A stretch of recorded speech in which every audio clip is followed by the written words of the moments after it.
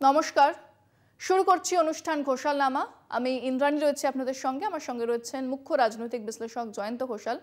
এবার যে খবরের দিকে নজর রাখবো, আমরা জানি যে যেটা ট্রাম্প অভিযোগ করছেন রাশিয়া থেকে ভারত তেল কিনেছে, তাই ভারতের ওপর অতিরিক্ত শুল্কও চাপিয়েছে মার্কিন যুক্তরাষ্ট্র এবং তা নিয়ে বিতর্ক এবং হইচই পড়ে গিয়েছে।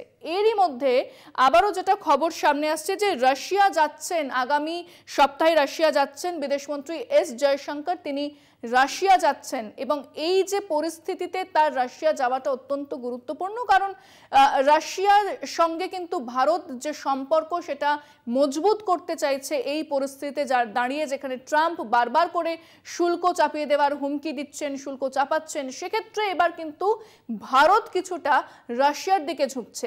এই বিষয়টা নিয়ে আমি জয়ন্তদার কাছে যাবো।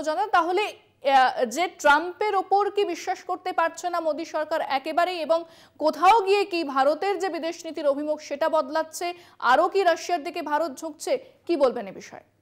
ইন্দ্রাণী, তুমি যে প্রশ্নটা করছো রাশিয়া এবং আমেরিকার এবং এই শুল্ক, এ তো প্রতিনিয়ত প্রতিদিন আমাদের খবর হচ্ছে, প্রত্যেক দিনই কিছু না কিছু আমরা বলার চেষ্টা করছি। আজকে এই সাউথ ব্লকে গেছিলাম, বিদেশ মন্ত্রকের একজন অফিসারের সঙ্গে গল্প করছিলাম।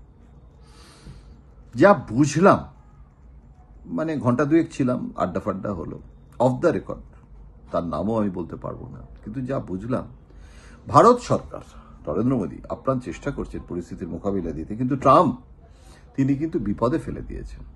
আমরা কেন রাশিয়ার কাছে যাচ্ছি?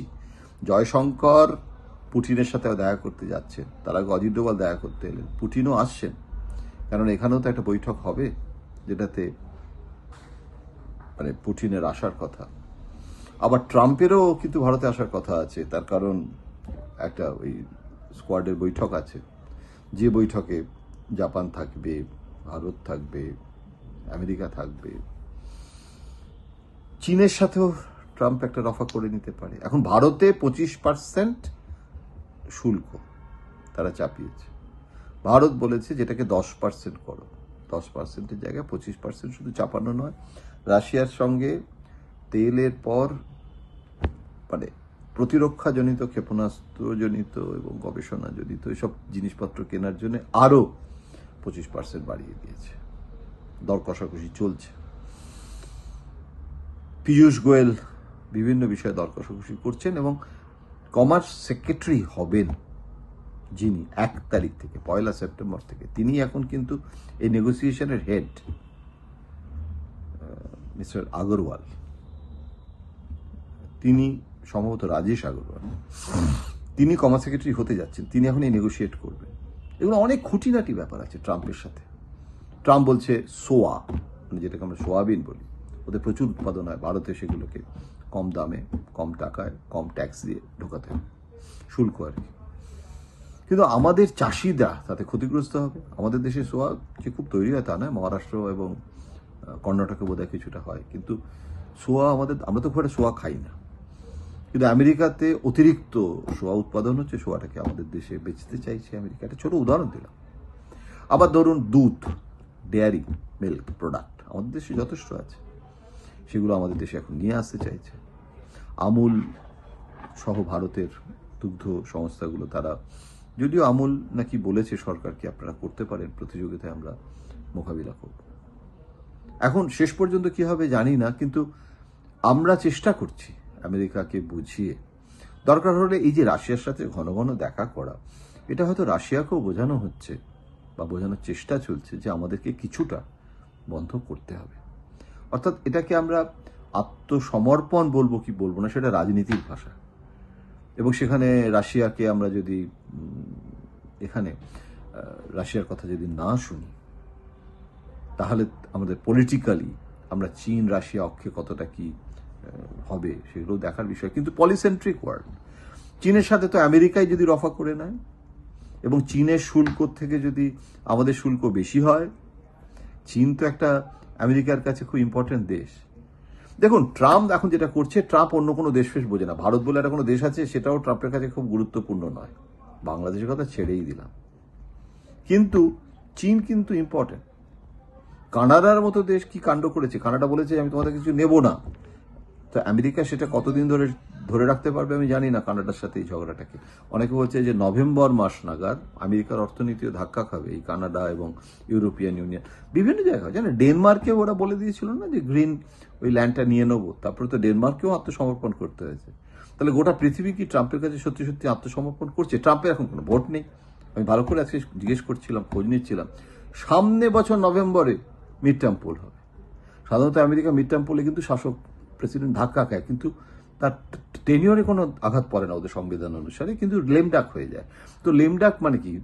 ট্রাম্পের কোনো বিল ফিল নিয়ে কোনো আগ্রহ নেই, বরং ট্রাম্পের একটা ভয় আছে যে যদি উইক হয়ে যায়, লেমডাক হয়ে যায়, তখন ট্রাম্পের বিরুদ্ধে যে দুর্নীতির ইস্যুগুলো আছে, এবং আরও দুর্নীতির ইস্যু আসতে পারে, কেননা দুর্নীতির প্রশ্নে কিন্তু স্বচ্ছ ভাবমূর্তি ট্রাম্পের নয়, তখন সেগুলো কিন্তু আসতে পারে আমেরিকার কংগ্রেসে, এবং তখন ট্রাম্পের একটা বিপদ হতে পারে। কিন্তু সে অনেক দেরি, এখন নভেম্বর মাস, সামনে বছর 2025 নভেম্বর, তার মধ্যে তো কত কাণ্ড হয়ে যাবে। এবং ভারতের কৃষকদের স্বার্থ মানে এটা কি? ভারতের অর্থনীতি যদি এখন হৈ হৈ করে ওপর দিকে যেত বুঝতাম, অর্থনীতির অবস্থা খুব খারাপ।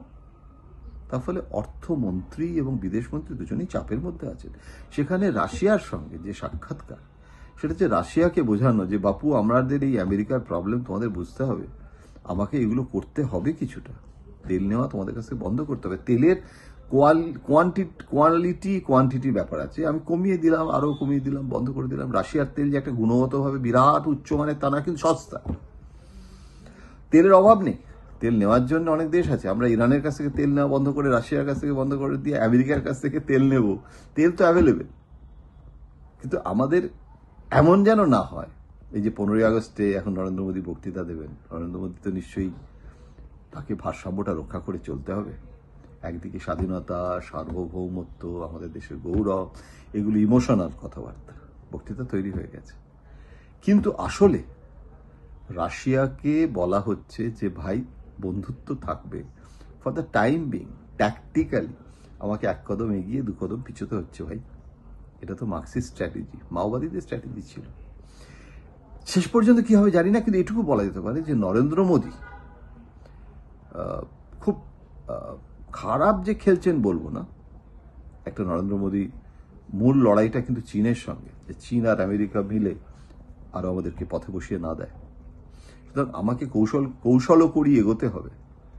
একদিকে আমার ইলেকটোরাল কনস্টিটিউয়েন্সি, সেখানে আমাকে আমার পপুলিজম বজায় রাখতে হবে, আর একদিকে আমাকে সার্বভৌম স্বার্থকে রক্ষা করলেও আমাকে আমার আমেরিকাকেও শত্রু বানানো চলবে না। সুতরাং কঠিন, দড়ির ওপর দিয়ে হাঁটা। শেষ পর্যন্ত কি হবে উত্তর আমিও জানি না, কিন্তু এই মুহূর্তে আমরা প্রত্যেক দিন, মানে মাসে, প্রতিদিনে এই কূটনৈতিক যে পরিস্থিতিটা, তার দিকে কড়া নজর রাখবো, আর আপনাদের কাছে আসবো, জানাবো কি হতে চলেছে, কি হতে পারে। আমি অনেক ধন্যবাদ জানাবো জয়ন্তদাকে। আপনারা জয়ন্তদার বিশ্লেষণ এতক্ষণ শুনছিলেন। বেশ কিছু গুরুত্বপূর্ণ খবর আপনাদের জানালাম। তবে আজকের আলোচনা এখানেই শেষ করছি। দেখতে থাকুন আমাদের অনুষ্ঠান ঘোষালনামা এবং কলকাতা টিভি ডিজিটাল, রাত 3, 7 দিন।